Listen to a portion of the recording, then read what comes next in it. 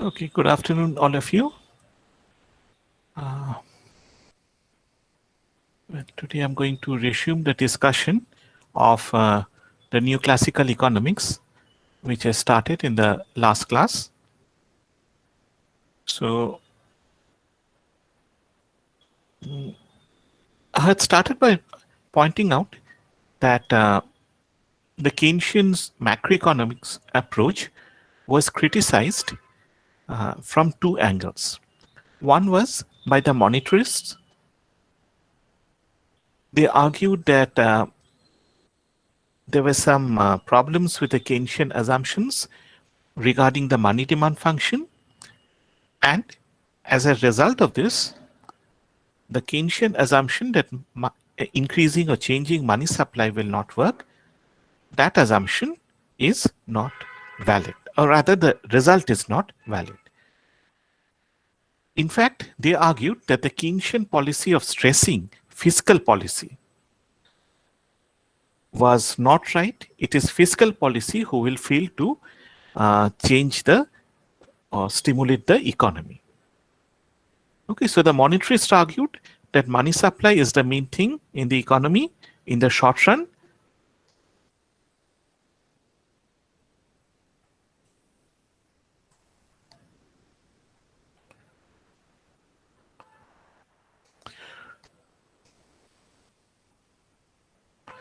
So the monetarists argued that if you want to increase output or employment in the short run, you have to rely on money supply. In the long run, however, both output and employment is going to come back to the original level, which is the full employment level. Okay. The second criticism of the Keynesian approach was by Lucas and his disciples, and this can be called the new classical economics. So, this new classical economics argued that one, Keynes's policy prescriptions were wrong. It simply destabilized the economy without stimulating employment and output. And secondly, so the theoretical foundations of the Keynesian school was not consistent. See the first part, the policy intervention, what is called the policy ineffectiveness proposition. That is common with the monetary school. But the second criticism, the theoretical criticism, is more fundamental. Lucas argued that Keynes developed the behavioral functions without any micro foundations. So, what Keynes or any respectable macroeconomist should have done was study the behavior of agents. Agents try to optimize something, and based on this optimization exercise, we get the behavioral functions, the money demand function, the consumption function, and so on. So you have to build up the aggregate functions, uh, grounding them in the individual behavior. Okay. Now, in our discussion, we are not going to focus on the theoretical part. Our focus is mainly on the policy prescriptions. So first, we are going to look at the uh, Keynesian policy. Okay, we are going to look at money policy and see how a change in monetary policy stimulates the economy in the short run. Then we are going to the long run and show that in the long run, money policy does not have any effect. Then we are going to turn back to the new classical economics and show that where Keynes has gone wrong. Okay, so I'll just write down what I've written now. So step one is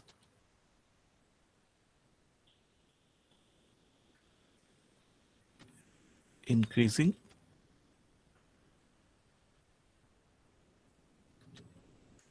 in the short run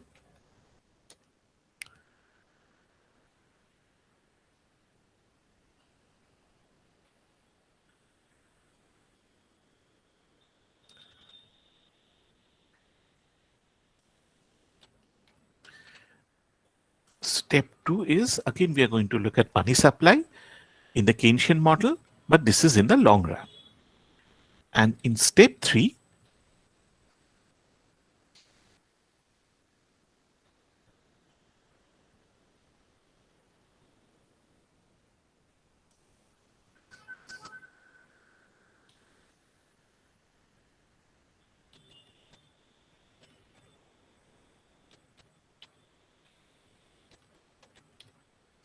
in the new classical economics framework.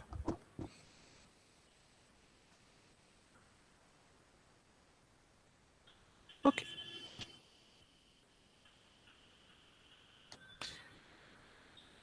So this is what I discussed in the last class. Okay. So suppose money supply increases. So this is going to lead to an increase in aggregate demand. So the aggregate demand curve will shift from AD0 to AD1. And the supply curve, we are assuming that there's no depression. So the supply curve is positively sloped. So what will happen? The equilibrium moves from E0 to E1. You have inflation, prices go up, but output also increases. Okay, so there's an increase in price and output. If we turn to the labor market, see, the demand for labor is price into marginal product. If price goes up from P0 to P1, the demand for labor will also shift. The supply of labor is like this. This is a function of W by expected price. So there's no shift in the supply function. So equilibrium moves, the equilibrium point is E0, it becomes E1 now. And you can see that money wages has gone up and employment too has increased. Now the crucial assumption that we are making is the expected price is constant. Okay. Why is this important? Because remember that although the workers bargain in terms of money wages, their focus is on real wages. Real wages determines their purchasing power. Okay, so they are interested in W by P, not W as such. Now, Keynes assumed that workers do not have perfect information. So instead of knowing what price will prevail in the future, they form an expectation. So it is not really W by P, but W by PE, expected prices. So they have an expectation about what prices will be in the future, and they will bargain for money wages accordingly so that they get the target real wage. Keynes then said that price expectation depends on past prices. Okay, like this. So at any point of time, if there's a policy change, see, the past is unchanged. What will happen is the future. So there will not be any change in the price expectations. So if you are going to analyze a change in policy, either fiscal policy or monetary policy, you can assume that expected prices are constant. Okay, so therefore, we are only dealing with real prices over here, actual prices over here. P0 moves up to P1, but expected price is the same. Okay, is this clear, everyone?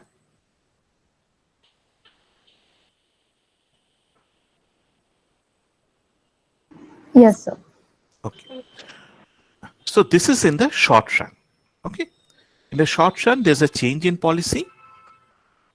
Expected price is constant, and the policy change has the desired effect. Employment and output increases. Now we move to step 2. So this is a CKM, but the long run complete Keynesian model. Okay. So in the short run, price expectation depended upon past prices. it was not sensitive to policy changes. In the long run, however, expected prices converges to actual price. So agents can observe what is the actual price. They can observe that price has increased and they will reformulate their expected prices accordingly. So what we have is we move from here to here. Okay. There's a change only in the actual prices. This is a short run shift. But in the long run, the demand, people adjust their expectations. So now the expected price is P1. As a result of this, they are going to demand less. So the demand curve is, long run demand curve is going to now shift inwards. The supply curve also adjusts. Why does it adjust? Because if the price level is going up, workers are going to demand more wages. So if you want to supply the same amount of output, you have to pay the workers a higher money wage. So the cost of production increases. So for the same output Y0, you now have to pay, suppliers will now want a higher price. Okay. Now what we can see is that this is the first shift, the black curve to the brown curve. This is the short run shift. In the long run, the blue lines are important. And you can see that equilibrium E0 to E1 is the short run change. In the long run, we come back to E2.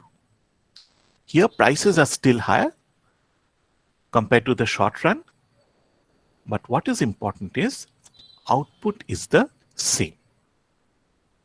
Okay, AD and AS will shift to the left, restoring initial output level. Why is the output constant? Because the employment level is also the same in the long run. So in the short run, employment goes up from N0 to N1, the demand goes up. Then in the long run, the workers adjust their price expectations. So the supply curve, now they are going to provide the same amount of labor, but because prices have gone up, they want a higher money wages. So the supply curve will pass through this point. Okay. So in the long run, what happens is you have the same output and employment. Y0, N0 was the full employment output level, and in the short run, monetary policy did create a stimulus, but in the long run, it is wiped out. You only have price and money wage changes. So there's no change in the real variables. There's only a change in the monetary variables. There's a temporary increase in output or employment, but as soon as producers and workers perceive correctly that a new price regime has set in, it's not P0 but a higher level of prices, then they are going to make adjustments accordingly. And this is going to wipe out the temporary gains of the economy. Okay. So if you want to examine the effect of money supply in the short run in a Keynesian model, what is the impact of a change in money supply in the short run? Does it have an effect? Yes, it does have an effect. But in the long run, money supply, increasing money supply will not be effective.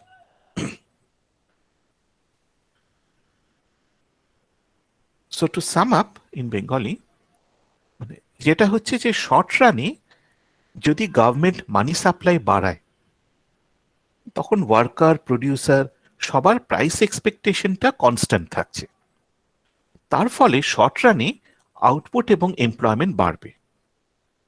Long রানে গিয়ে তারা কিন্তু তাদের output price এক্সপেকটেশনকে revise করবে। তাহলে expected price is equal to the new price level which is higher. Long রানে গিয়ে তখন আমরা দেখব যে এই যে আউটপুটটা বেড়েছিল, এমপ্লয়মেন্ট বেড়েছিল, সেইটা আবার কমে যেই জায়গা থেকে আমরা শুরু করেছিলাম সেই জায়গাতেই আমরা আবার চলে আসব। উই উইল স্টার্ট ফ্রম, আমরা যদি ফুল এমপ্লয়মেন্ট আউটপুট থেকে স্টার্ট করি আমরা আবার সেই ফুল এমপ্লয়মেন্টই চলে আসব।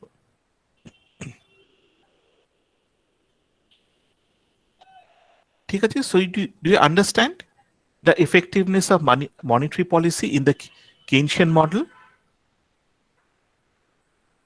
Yes, sir. Diptosri, are you there? Yes, sir. আচ্ছা, হ্যাঁ। ঠিক আছে। আচ্ছা, এইবারে এই যে অ্যাপ্রোচটা নিয়েছে, the approach that was taken by Keynes, what was wrong with it? The assumption of how price expectations are created, that is the flaw in the Keynesian case. Keynes argued that price expectations are formed on the basis of past behavior of prices. ঠিক আছে? এইখানে আমরা যেটা দেখছি,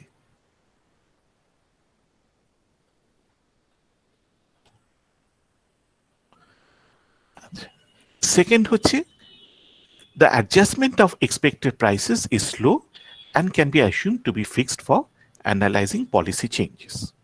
Okay. Why is this wrong? We call this a naive formulation. Naive মানে খুব sophisticated formula নয়, এর মধ্যে ভুল আছে, simplistic.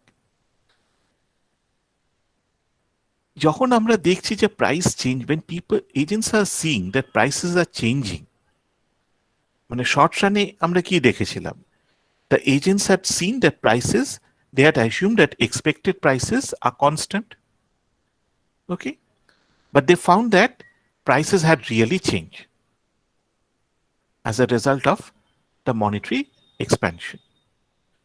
So whenever there's a policy change, agents are being proved wrong.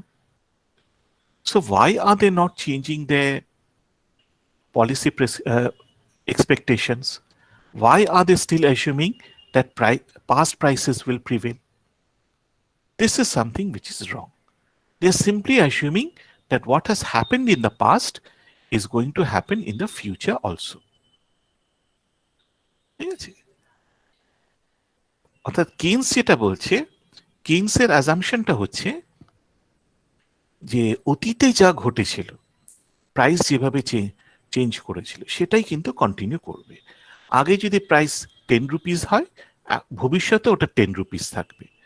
আগে যদি 5 রুপিস হয়, ভবিষ্যতেও 5 রুপিস থাকবে। সেকেন্ড হচ্ছে যে এর ফলে আমরা যখন পলিসি চেঞ্জটা অ্যানালাইজ করছি তখন সব এজেন্টরা ধরে নিচ্ছে যে প্রাইসটা আনচেঞ্জ। তো এইবারে নিউ ক্লাসিক্যাল ইকোনমিক্সরা প্রশ্ন করলো যে যেই কোনো মনিটারি সাপ্লাই চেঞ্জ হলো, আমরা তো দেখছি প্রাইস চেঞ্জ করছে, তাহলে আমি যে অ্যাসিউম করেছিলাম যে আগের বছরে যে প্রাইসটা ছিল সেটাই এখন চলবে, সেটা তো আমার ভুল অ্যাজাম্পশন হচ্ছে। তাহলে এটা দেখে আমি কেন শিখছি না? So this understanding generated what is an alternative approach based on John Moore's rational expectations approach. Rational expectation argues that agents are optimizing agents and they are going to utilize all the available relevant information. So if they want to find out what is going to happen to a variable in the long run or in the future, they are going to use all information, not just look at the past.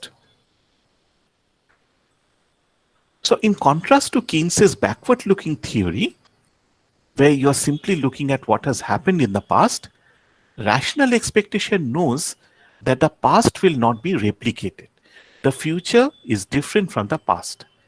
কালকে যা হয়েছে, গতকাল যা হয়েছে, সেটা আগামীকাল হবে, নাও হতে পারে। So agent uses all relevant information and they intelligently assess this information. সেটাকে প্রসেস করছে। ওকে, এই প্রসেসিংটা হচ্ছে তাহলে basically this processing is similar to the predictions being made in economic theory. আমরা একটা মডেল তৈরি করলাম, সেই মডেল দিয়ে আমরা প্রেডিক্ট করি, economics predict that this is going to happen in the past. So agents also do the same thing. They collect all the relevant information. Subconsciously, they develop a model and try to predict the future.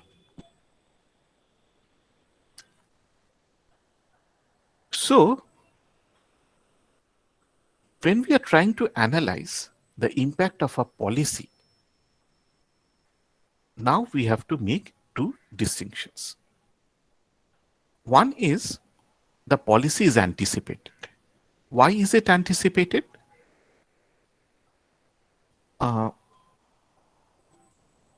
Suppose there has been recession for the last 2-3 quarters, and so the government says that announces that okay, we are going to take steps to stimulate the economy.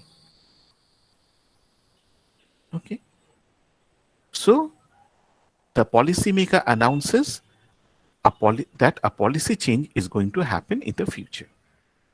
He is going to increase money supply, introduce a tax cut, whatever. Or it may happen that we have observed the policymaker. We have seen how he behaves in the past. And therefore, we can anticipate how he is going to act in the current situation.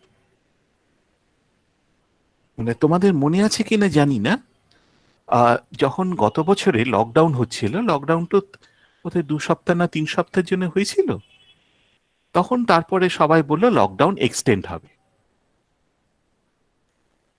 কিন্তু কি দেখা গেল যে আবার যখন time এলো, লকডাউনের পিরিয়ডটা বাড়িয়ে দেওয়া হলো। ঠিক আছে, আবার যখন সেকেন্ড ওই এক্সটেনশনটা শেষ হয়ে আসছে, আবার সবাই বলছে লকডাউন আবার বাড়ানো হবে। গভর্নমেন্ট অ্যানাউন্স করলো যে no, we are not going to continue the lockdown. The Prime Minister made several announcements assuring the public he is not going to extend the lockdown. But by then what had happened was that people were realizing that okay, he's not credible. He's going to extend the lockdown. So they know, even though he has not said that he's going to extend the lockdown, they will anticipate that the lockdown will be increased. এই বছরে তোমরা দেখো West বেঙ্গলে কিভাবে লকডাউনটা হচ্ছে। প্রথম লকডাউনটা করে দিল, তারপরে কি হলো, আমরা প্রত্যেকটা স্টেপে দেখছি যে একটু একটু করে রিল্যাক্স করছে। So the government or the chief minister is not announcing that she is going to reduce the restrictions. But every time we know that these things are going to happen. তার behaviour থেকে আমরা কিছু prediction করতে পারছি। So either because we have observed the policymaker or because he makes a credible announcement, we can anticipate the policy change. The other type of policy are policy surprises. So we don't expect it and the policy change is suddenly announced. Can you give me an example of such a policy change, particularly on the monetary side? So demonetization. Exactly. It happened all of a sudden. Only a few people knew about it. So you have anticipated policy changes, you have policy surprises which are not anticipated. Sorry. Okay. So now let us introduce that what will happen if there's an expected there's an increase in money supply, but this is expected. Okay. So expected prices will determine aggregate supply and the labor supply functions. So the producers and the workers are going to incorporate anticipated changes into their decision making. So in the short run, when the government increases money supply, will they assume that expected prices are given? What will be the expectations? If money supply is increased, what will happen to prices?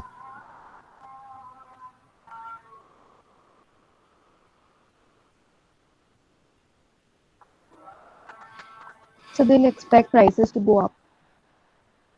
Okay. So now, actually, this should have been, well, this is money supply. You can also think of it in terms of prices.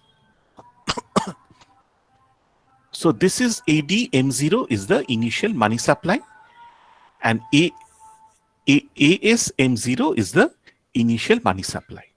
Okay. So this has been continuing for long, and so this is part of expectations. Equilibrium is at E1, you have Y0. Then there's an increase in money supply. Okay. Demand goes up, right? But now, in the short run, people in the suppliers immediately say that, look, money supply has gone up. Wow, now prices are we are going to have inflation. So instead of the supply function remaining static, so that I move from E1 to E2, what happens is their supply function shifts to ASM1. They adjust their expectations. So instead of moving from E1 to E2 in the short run and then E3 in the long run, we directly move from E1 to E3 in the short run.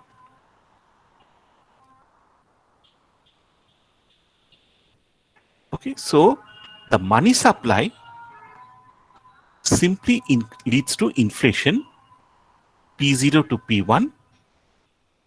There's no change in output.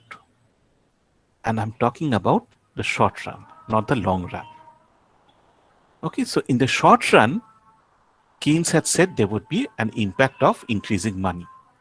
But now you can see that if we go for a rational expectation model, even in the short run, there is no impact of money supply. Money supply is ineffective. If we turn to the labor market, Sir, could you show the previous slide once?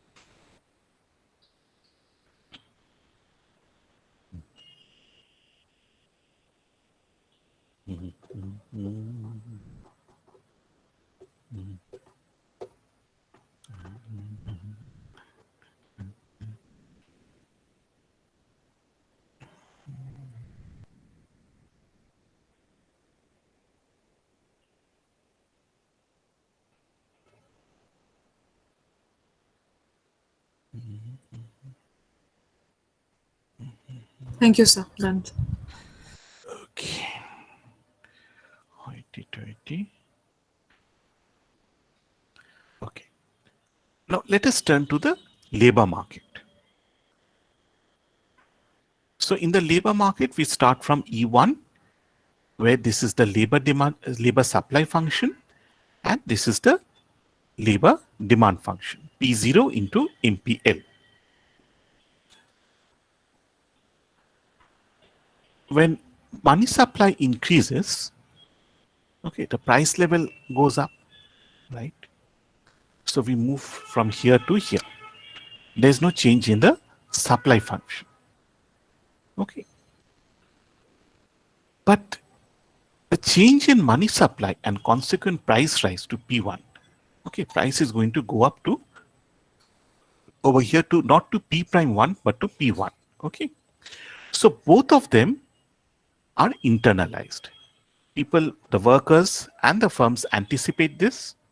So instead of shifting from here in the short run, we jump to here. It's not P prime 1 but P1 into MPL. The workers also adjust to the new policy regime. They know that prices are going to go up as a result of monetary expansion. So the supply curve shifts like this, and instead of moving like this, E1, E2, E3, we directly move from E1 to E3. So wages are higher, wages goes up to W1. Employment, however, is still stuck at N0. Okay, I'll come back to the earlier slide. But what we have seen over here is that an anticipated change in money supply. Okay, so we have a change in money supply, but that is anticipated. This will affect only the monetary variables, but not the real variables. So P and W will be affected, but not W by P, not N, not Y. Now, both the Keynesian and monetarists had said that this is what is going to happen in the long run. But both of them had said in the short run, people take time to adjust, so there will be a temporary increase. The new classical economists, however, say that there's no time lag between change in policy and revision of expectations. As soon as the policy is announced, people anticipate what the impact. So as soon as you announce that, or people believe that the money supply is going to go up, all of them, starting from people like me, you, the grocery shop, the bus conductor, everyone will quickly pull out their Freunds and their Dornbusch and Fischers, the Mankiws, and they will say, look, money supply goes up means there's going to be inflation. So I'm going to change my demand or supply function accordingly. As a result of this is the crux. Even in the short run, anticipated policy changes will not affect real variables. Okay. So long run, there's perfect unanimity. Keynes, Friedman, and the neoclassical says policy change will not affect real variables. The change is in the short run. Keynes says, the monetarist says that short run, there will be an impact. Neoclassical says that even in the long run, short run, there will be no change. Okay. Is it clear, everyone? Yes, sir. Yes, sir. Aditi, Urpita? Yes. Yes, sir. হ্যাঁ, সাজিদ বুঝতে পারছো? হ্যাঁ sir, Sajid, হ্যাঁ Arman? Sir বুঝতে পারছি। মানে কেইনসের কাছে এইটা কিন্তু কোনো প্রবলেম নয়, কারণ কেইনস বলছে দেখো আমার ইন্টারেস্ট হচ্ছে শর্ট রানে, লং রানে we will all be dead. Long রানটা এত পরে আসবে যে we are not concern with what is going to happen in the long run. Friedman বলছে না, লং রানটা ইম্পর্টেন্ট, এই কারণে শর্ট রানে কি হচ্ছে একটা এফেক্ট হতেই পারে, কিন্তু লং রান ইম্প্যাক্টটা আমি দেখব। আর নিউ ক্লাসিক্যালরা আরো এক পা এগিয়ে গিয়ে বলল যে লং রান ফং রান বাদ দাও, তোমার শর্ট রানেই কিছু হবে না, সুতরাং লং রান নিয়ে ভাবার দরকার নেই, শর্ট রানই পলিসি ইনএফেক্টিভ হবে।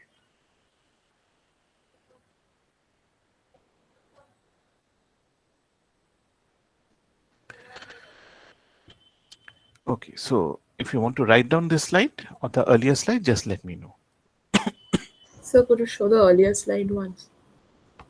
Just once. Sir, till I finish writing. So in this slide, why are there two shifts in the PMPL curve? Like, This one. yes.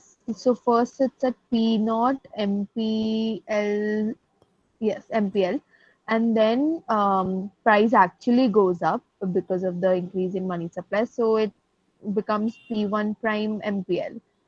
And then why are they forming new expectations? Oh, okay.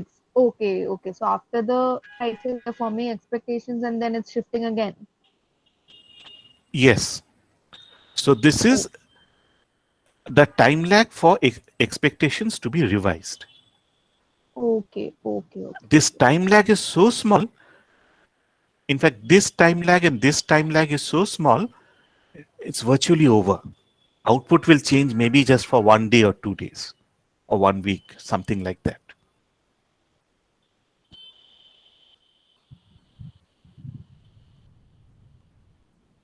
Okay. It's you can say something like you're increasing the speed of the fan. You're just turning it. You have to pass through 1, 2 like this.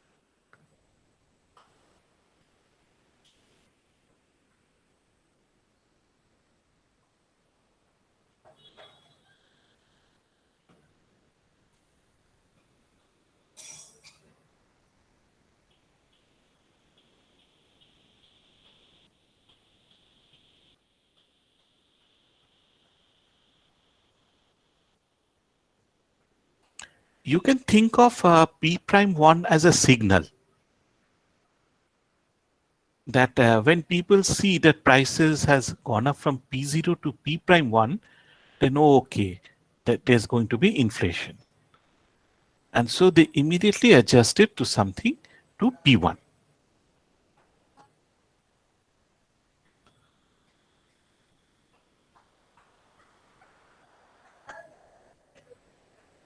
Yes, sir.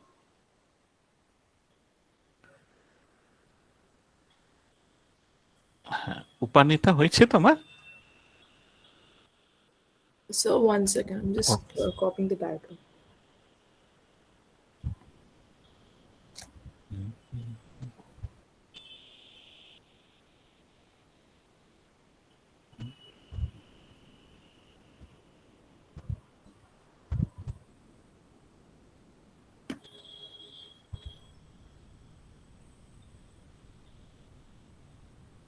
So done, sir. Okay. Now suppose, see, what we have been talking about is an anticipated policy change. But suppose we have a monetary surprise. In that case, what will happen? There's a sudden change in money supply. Well, in that case, we are going to have the Keynesian results. In the short run, there will be a change in real variables. We have not anticipated the change. But in the long run, we are going to adjust our expectations. And as a result of this, the real variables return to original values. So the monetary surprise is effective only in the long run, but not in the long run. So in case of the unanticipated policy change, the analysis, the conclusions are same as in the case of Keynes and the monetarist.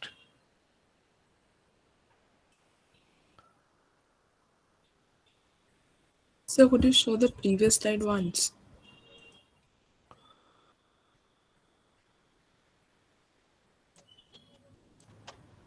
Done, sir.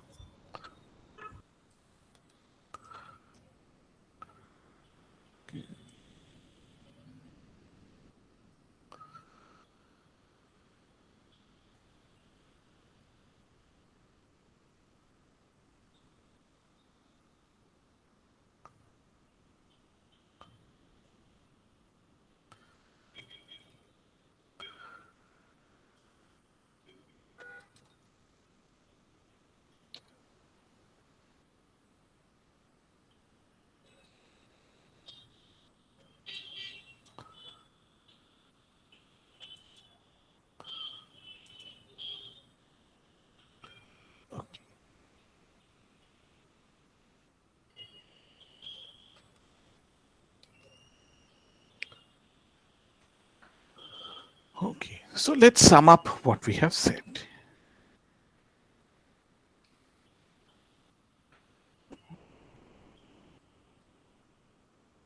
Monetary. Let us see what is the expansion of impact of a monetary expansion. In the short run, what will happen for Keynes?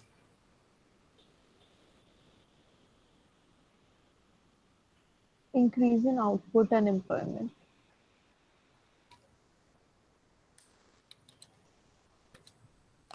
There's an increase in N and Y.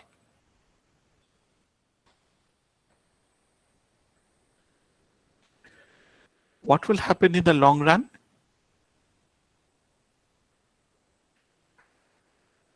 No change. Yeah. We have inflation.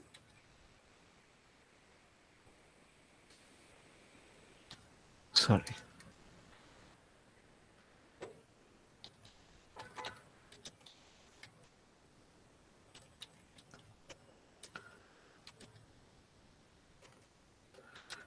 So we return to the full employment level.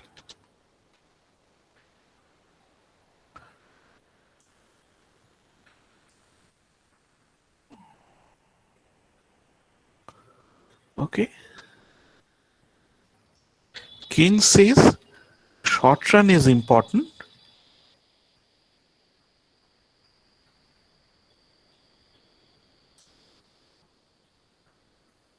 The long run is in a distant future. Agents don't bother about the long run. So Keynes would say that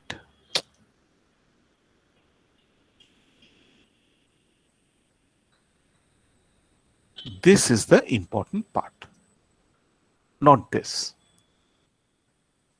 What will the monetarist say?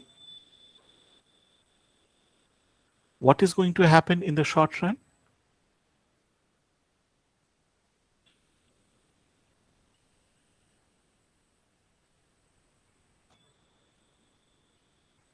Not important.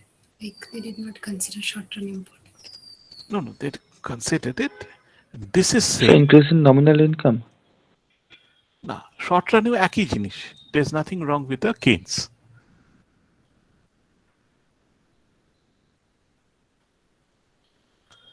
This.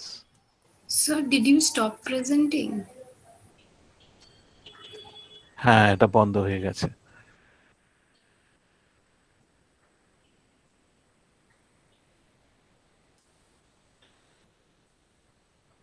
Wait a minute.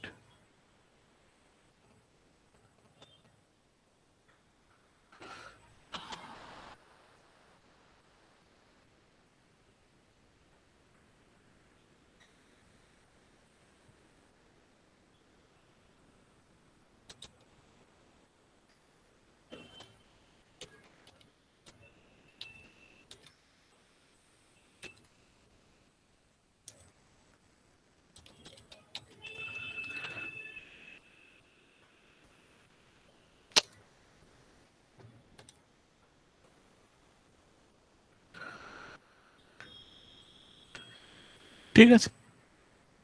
So if your focus is on the short run, fine. Is there any conflict between Keynes and the monetarist?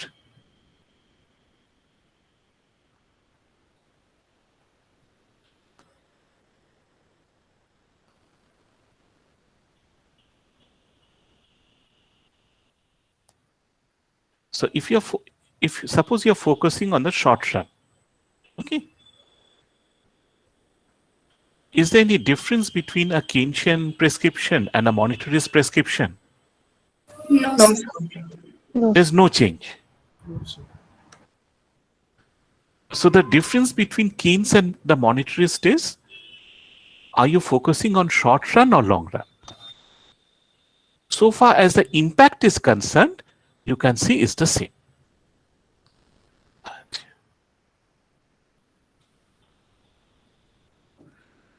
Now, when we are talking about the neoclassicals,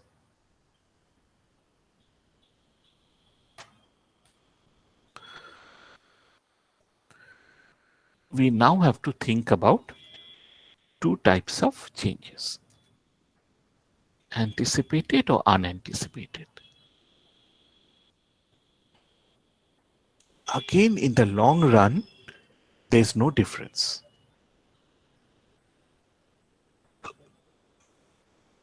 Okay?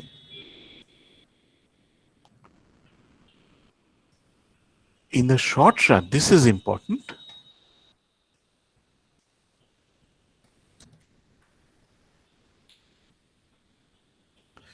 There's no impact on real variables.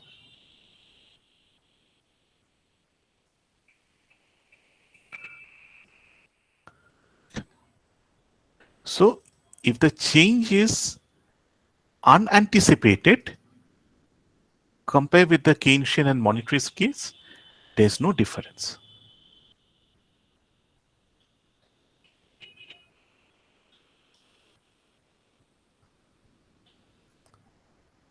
Okay.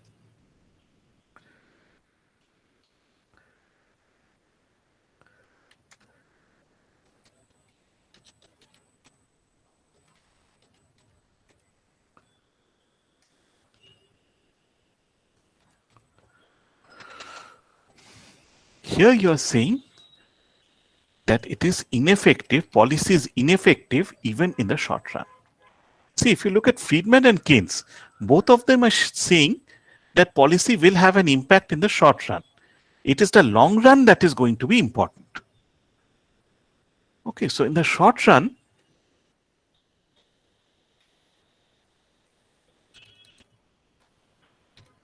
policy change will be effective.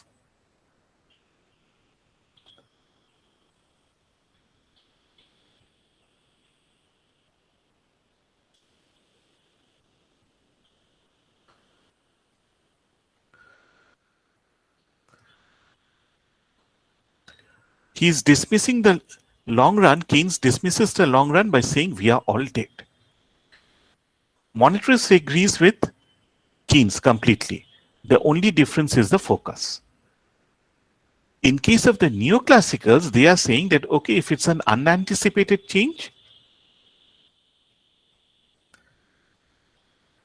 it's similar to Keynes and the monetarists. But if you focus on unanticipated changes, policy becomes ineffective only in the short run, even in the short run.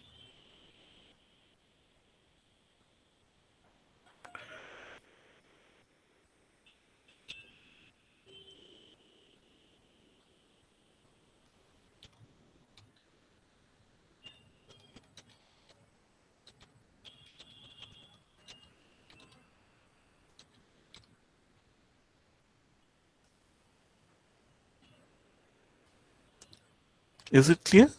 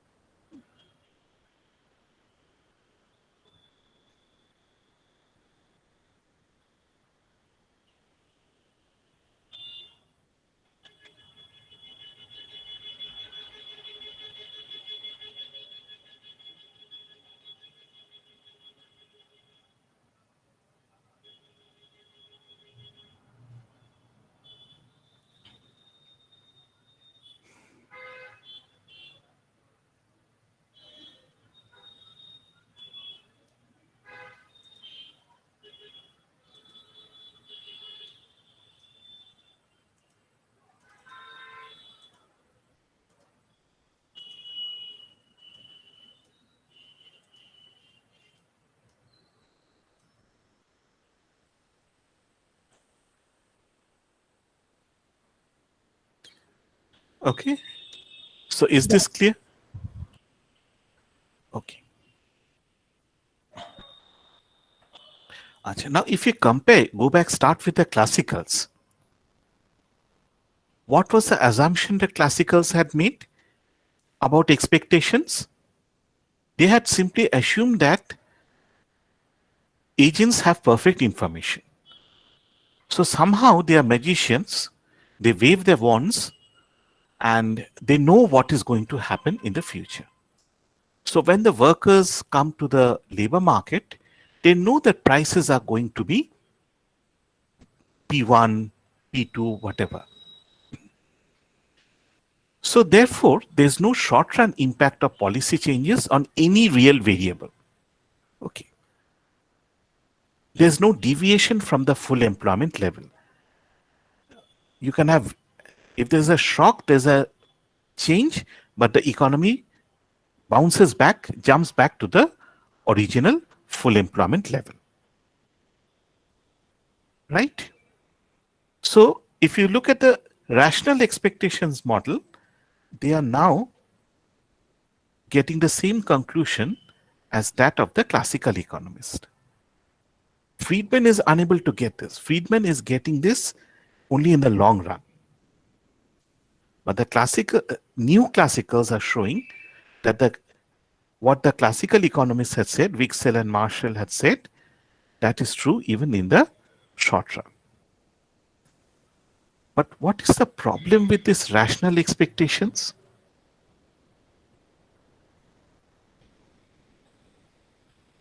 We are assuming that people are collecting all the information, they are processing it, so they are quickly going back whenever they feel that there's going to be a change in money supply. They go back, they draw ISLM curves, they draw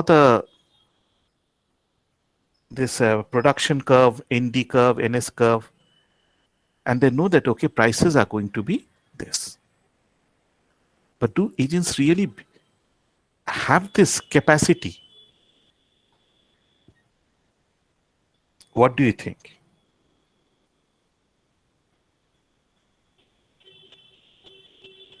No, sir. Deepika, what is your opinion? No, sir. Sir, it is not possible So- to make accurate expectations every time. So, What will be the limitations?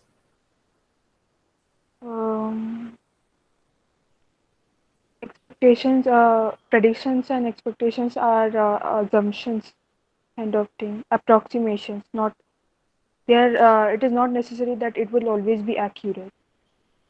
No, suppose I'm asking you that, okay, tell me what is going to happen in the next week. You will not be able to predict properly. Why? There are two reasons why you will not be able to predict properly. Nothing complicated, just common sense. First, I think is lack of information. You will not have complete information. Yes. Very good. And Second, the suppose I second give you all the information. Suppose I give you all the information. then it is possible that I cannot derive to a particular conclusion. Accurate conclusion. You have to process the information, right? Yes, sir. Very good. So there may be limitations to your processing. So there are two problems with the rational expectations. You don't have the information, and second is you cannot process it properly and make the correct prediction. So you're going to make mistakes in predictions. In fact, if you think about it, see, okay, tell me one thing. Just I'm asking you a question about microeconomics. Okay, there's a demand supply. The price is, let us say, 5 rupees, and 100 units are being sold. Now suppose the cost of production has gone up by 10%. Can you tell me what will happen?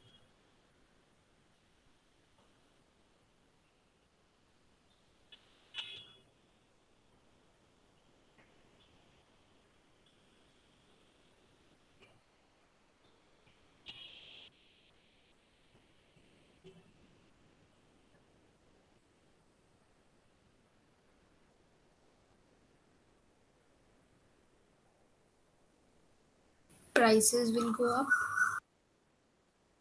I want the exact price. Remember that you can't say that it is P prime 1. You have to say that it is P prime, it is P1. What am I writing over here? Not P prime 1, then I'll be here. It will be P1.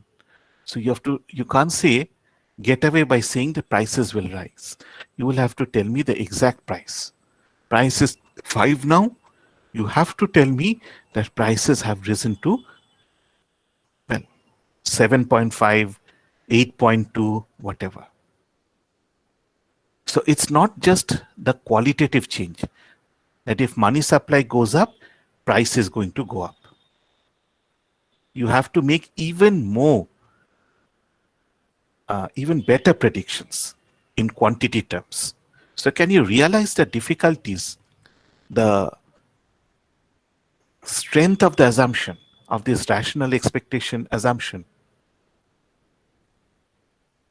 It's not just that you know what is macroeconomics, which many people don't understand and they're going to make mistakes. Even if I tell you to make a prediction, you can only say with confidence that money supply is going to increase prices. But how much? Impossible. That is very difficult to predict. So what is going to happen is that agents are going to make predictions. I mean, you require such a sophisticated model that you're going to make mistakes now. When the next time for the next policy change comes, you're again going to make a mistake, and this is going to go on. So such policy mistakes will lead to short-run deviations in output and employment from the long-run equilibrium level. Okay, so you can think of it in this way. The question that Kritika was asking, that P0, you predict that prices are going to rise to P prime 1. Right. And then you see that your model has made a mistake. It is actually P1. So then you make a second round adjustment, you come to P1. But that implies that what the new classical Lucas had said, you're going to jump from E1 to E3 is not true. You're going to move like this. So you're going back to what Keynes had said. E1, E2, E3. And the second point is that, okay, if you're going to make repeated mistakes, right? Will you repeat the mistake? I mean, if you make a mistake once, if your model gives you a wrong result once, it can happen. But what will happen if you go on repeating mistakes? It means that you are not learning. Right? So this absence of learning led to a new approach, which is based on adaptive expectations approach, Nerloff, Kagan, and so on. Do you know what is adaptive expectations?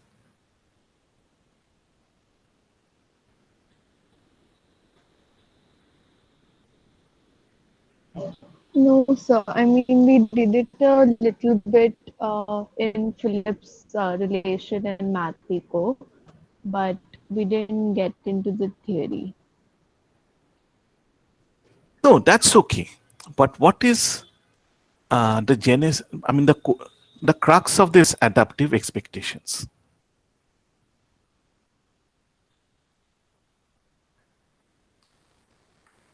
See, you have a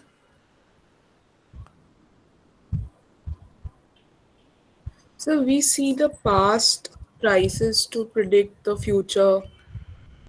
that is the Keynesian assumption.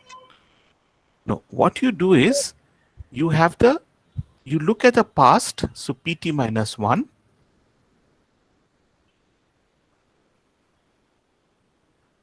What you actually do is this.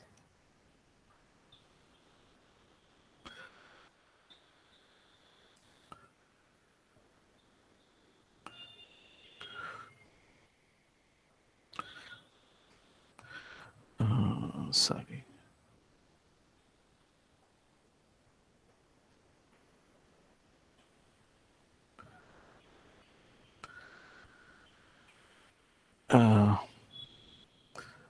Okay, no, what you can see is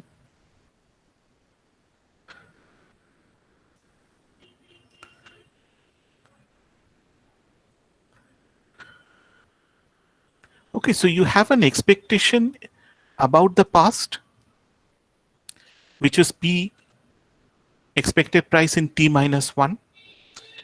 In the future, what you're going to do is you're going to see how far you are wrong. Okay. So you're going to revise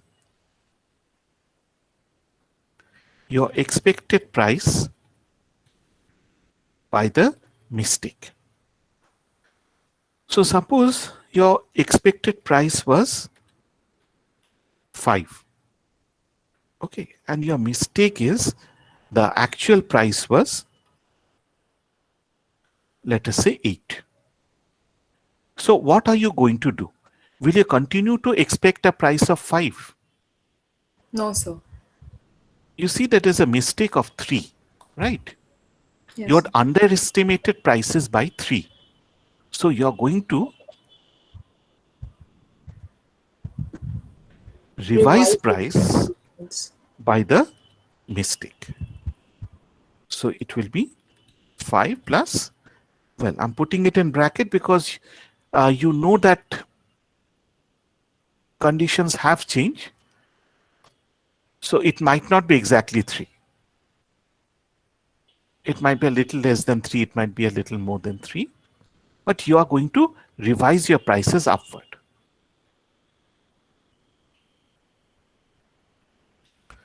Okay. On the other hand, let us suppose that your expected price was 5, but it turned out to be 2.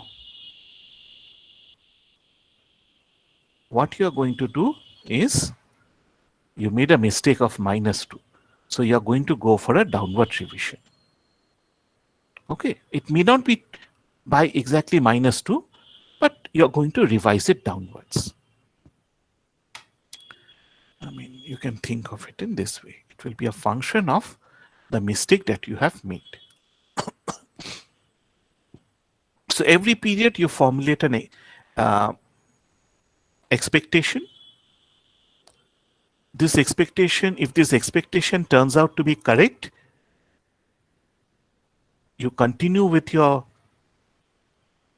don't make any revisions, you continue with the expected price of 5. But if you make a mistake, you adjust accordingly. So if your expected price is lower than the actual price, you are going to,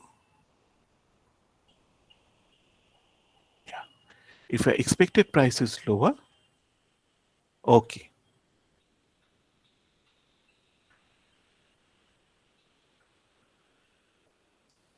If your expected price is lower than the actual price, you're going to revise the price upwards.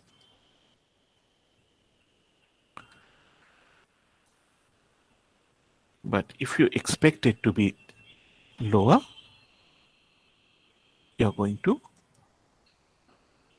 revise it downwards. Okay. So this is something about which Kaushik Mitra will give you a lecture after the Puja holidays.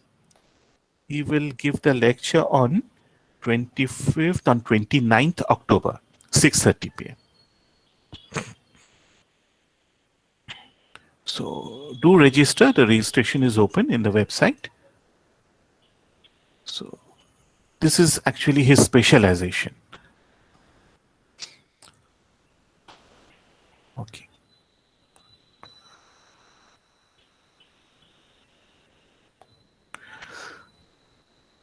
Okay, so in our course, we are not going into adaptive expectations. I've just told you the weakness, but we are going to stick to the rational expectation model.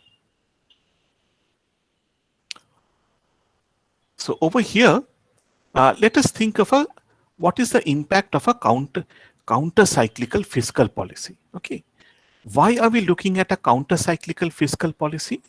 Because see, that is when policy changes are necessary. Okay, even if see, counter cyclical means a cycle means that the reduction in employment and output is not going to be permanent. It is just going to be a short run phenomenon. So if you can do something to alleviate the hardship of people, if you can give them a safety net just for a few months, after some time the economy is going to bounce back, and so you're not concerned with what happens in the long run. Your main concern is in the immediate period. There's a shock, people are being unemployed, and you're either a kind-hearted person or the votes are nearby. Okay, so in that case, what will happen if you go for a counter-cyclical fiscal policy? Let us suppose that autonomous private investment has fallen. If the fall was anticipated, okay, there will be no impact on Y and N. Okay, why? Because you can see that the demand curve is shifting leftwards. The supply curve will also shift downwards. So that means this is the new, this was the original equilibrium, P0, Y0. We have the same equilibrium as before. The only change is that there has been deflation. Prices have come down. Now, if there's an anticipated fall, there's no problem. Okay, this will not have, if you're anticipating recession, you can factor this into your decision making, and recessions will not have any adverse impact on the households. But suppose you have a sudden fall. So sudden that agents have not anticipated a decline in I. So what will happen? That means this is the expected supply curve, right? This is not going to change. Your expectation is going to remain at I0. Your demand curve will shift from over here. So that means prices will fall. But what is important is output is also going to fall. Similarly, over here in the labor market, you can see that this is the original labor supply curve. If you anticipate the change, you're going to come over here. Labor demand, if you anticipate the change, is going to come over here. So this is the equilibrium. After investment falls, this is the new equilibrium. Again, only the money variable W has changed. N0 employment is the same.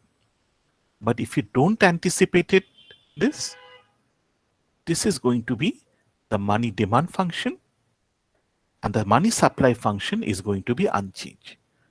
So now you're going to have unemployment. Instead of N0, you're going to get N prime 1, and the gap represents unemployment. So that means if there's an unanticipated recession, as for instance the Great Depression, the global meltdown in 2008, the COVID shock, this is going to have an impact on the real variables. Is a counter-cyclical policy desirable in this case? Just as the shock is uncertain, unanticipated, can you immediately introduce a counter-cyclical policy which is unanticipated? So, demand falls, but you increase G so that it comes back to here. This sets off the rules versus discretion debate. I'm going to end at this point. In the long run, the economy is going to settle at a full employment level. Okay. So the long run is not a matter of concern. Agents will have perfect information.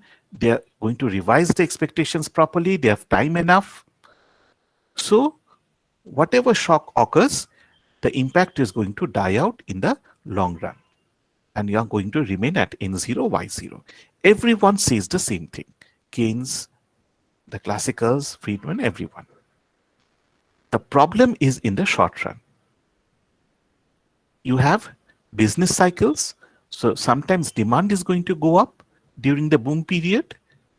You have overheating and then the economy will collapse. You fall into recession. So you have business cycles.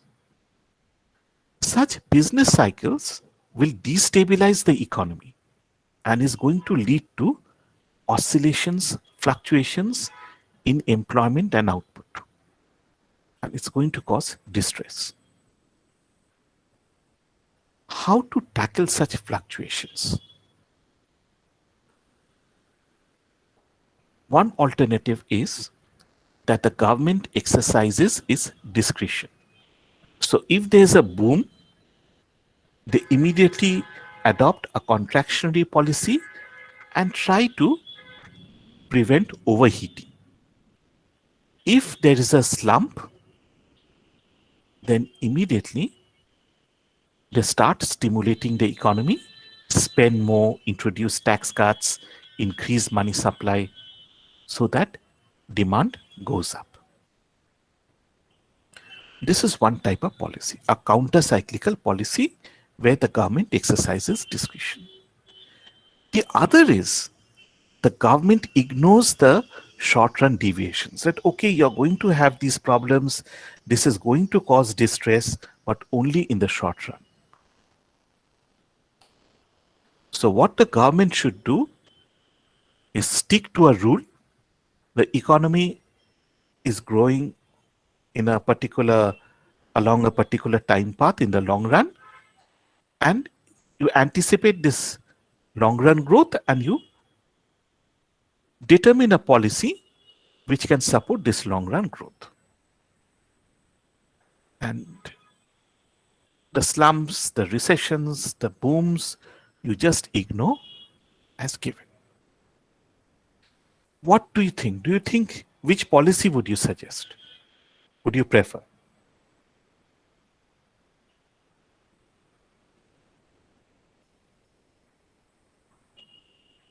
মানে তোমরা কি বুঝতে পারছো না? আমি আরেকবার বাংলায় বলবো।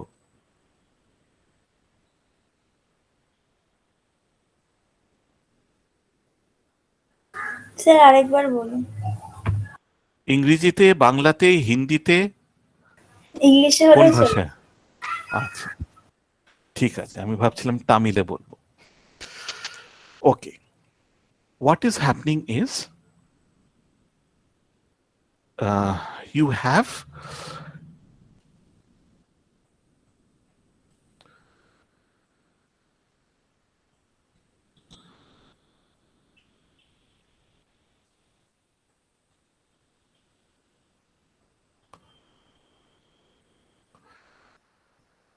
তোমার economy, মানে over time economy grows like this. This is the long run growth path of the economy. আর শর্ট রানে কি হচ্ছে, আমাদের বিজনেস সাইকেলস হচ্ছে, ট্রেড সাইকেল হচ্ছে।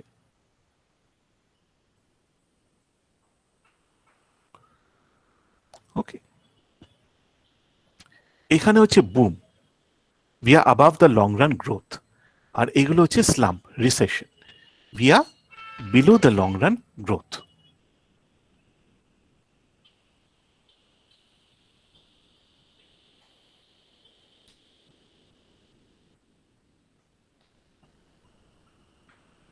Okay, so we have unemployment, we have excess capacity, একটা distress situation তৈরি হচ্ছে।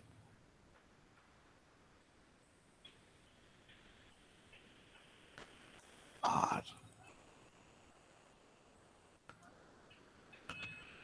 এইখানে হচ্ছে boom, we have overheating. And this is the, as I've said, this is the long run growth.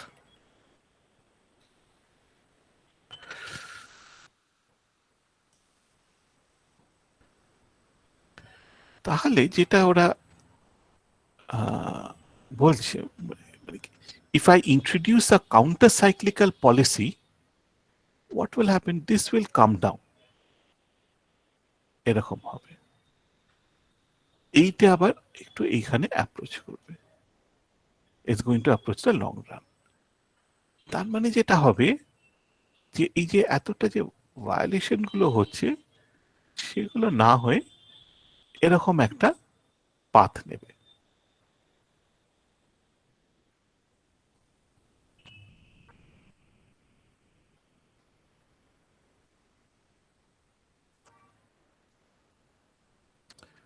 So this is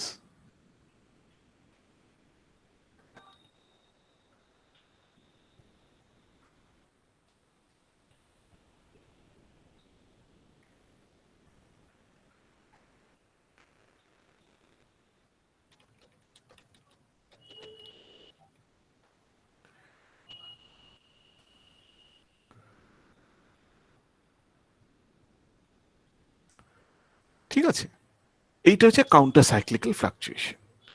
তাহলে discretionary policy Sage, one school says that if there's a boom, you should contract the economy. If there's a slump, you should stimulate the economy. In other words, you should introduce counter-cyclical policy so that the level of fluctuations is minimized. এইটাকে বলা হয় discretionary approach. Okay. আর একটা approach হচ্ছে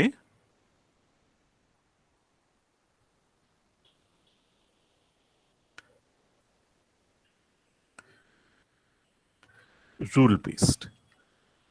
তারা বলছে যে identify the long run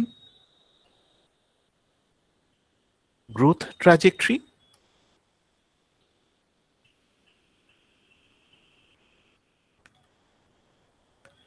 and facilitate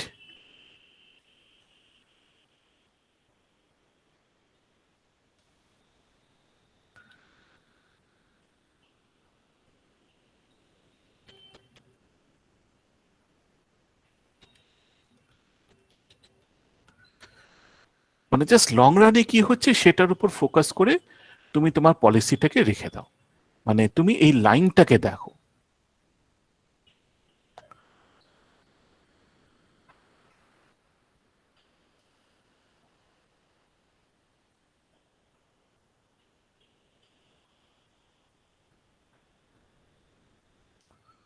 Okay.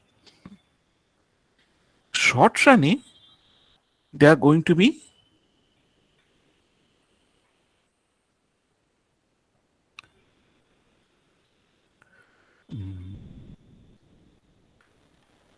deviations which will cause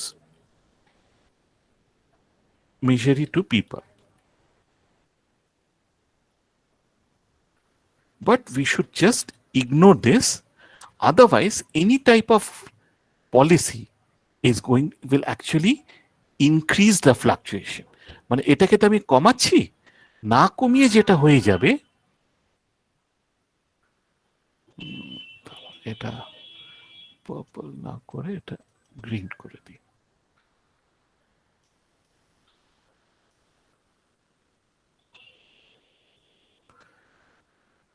এটা এরকম তো, যেটা হয়ে যাবে এরকম হয়ে যাবে।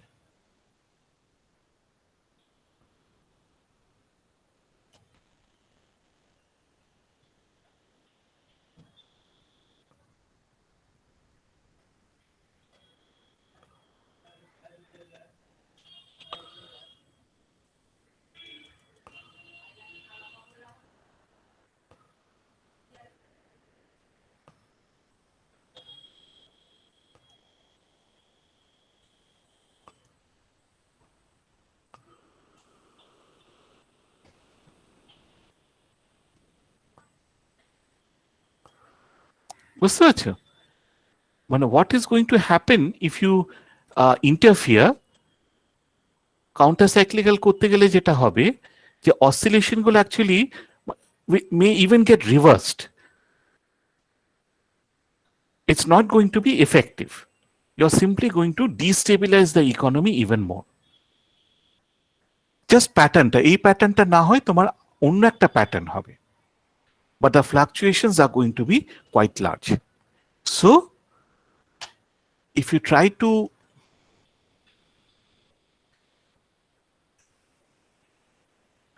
attempts to counteract, will actually destabilize the economy and increase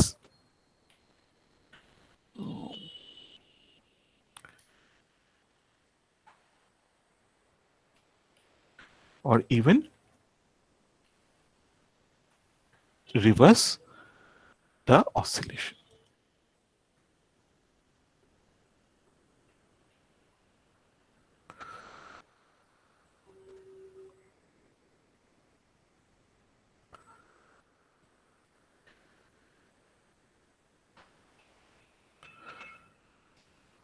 ঠিক আছে, ইজ ইট ক্লিয়ার এভরিওয়ান? মানে এখানে একটা লং রান গ্রোথ আছে, along this long run growth you have short run fluctuations. Now the question is, how do we deal with these short run fluctuations?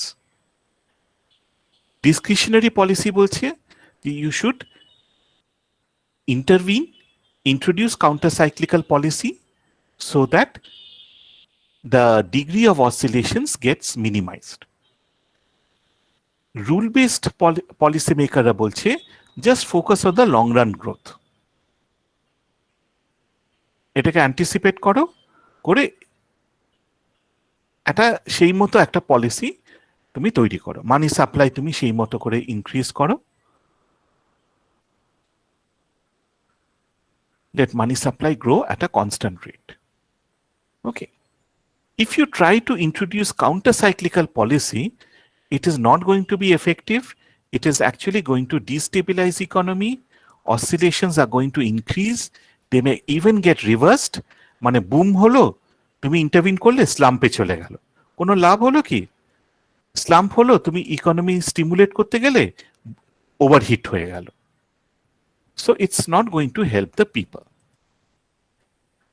So counter-cyclical policies are effective, very attractive, but they have limitations. You have lags in the effects of policies. There are problems with regard to agents and their reactions, and there's uncertainty regarding economic policies. So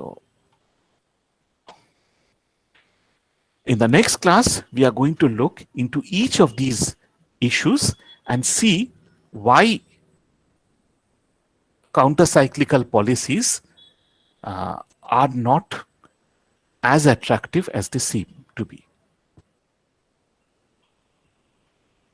Okay? Any questions? Sir, can you show the previous slide? এইটে Sir, এর আগেরটা। এরও আগে? Sir এর আগেরটা। বাবা, হ্যাঁ sir, এইটা। ঠিক আছে। Sir, can you explain why there is a rightward shift in the labor supply and aggregate supply when the autonomous investment falls?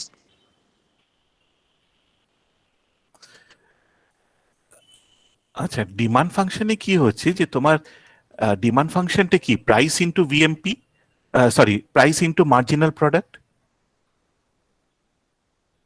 ঠিক আছে, আর এখানে এনডি বলে লেখা আছে, but it is actually price into marginal product. So if the price changes from P0 to P1, your demand curve is going to shift. So that is why the demand curve is shifting. আর এখানে যেটা হচ্ছে supply curve shift করবে, কারণ তোমার এক্সপেকটেশনসটা, তুমি এখানে expect করেছো যে investment is this much, so there is going two be a lots of capacity and I'm going to get work. এইখানে হচ্ছে কি you are adjusting to the new case. Investment has gone down, so that means there are a lesser number of factories, productive capacity is down, and so the producers are not going to hire so many workers. তাহলে কি হবে? If you want to avoid unemployment, if you want employment to be N0, you have to go for a cut in money wages. Right? Yes, I got it. Thank you. আচ্ছা, একটা জিনিস তোমরা বলো তো, তোমরা ইনফ্লেশন কি করেছো? আগের সেমে কি ইনফ্লেশন করেছো? আর কে করিয়েছেন যদি করে থাকো?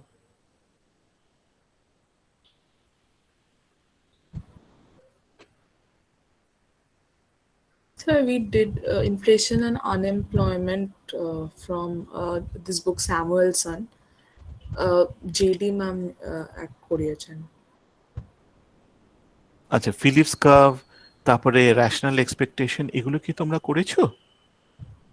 মানে নট ইন ডিটেলস, মানে যেইটুকু বইয়ে ছিল সেইটুকুই, মানে আরে বইয়ের বাইরে কেন করবে? মানে ম্যাথমেটিক্যালি খুব একটা আমরা করিনি। ম্যাথমেটিক্যালি কি আমিও করাচ্ছি? না মানে ওই বইয়ে যেরকম যেরকম ছিল ওইটুকুই আমরা আচ্ছা, করেছি। মানে তোমরা স্যামুয়েলসন থেকে করেছো? হ্যাঁ। আচ্ছা,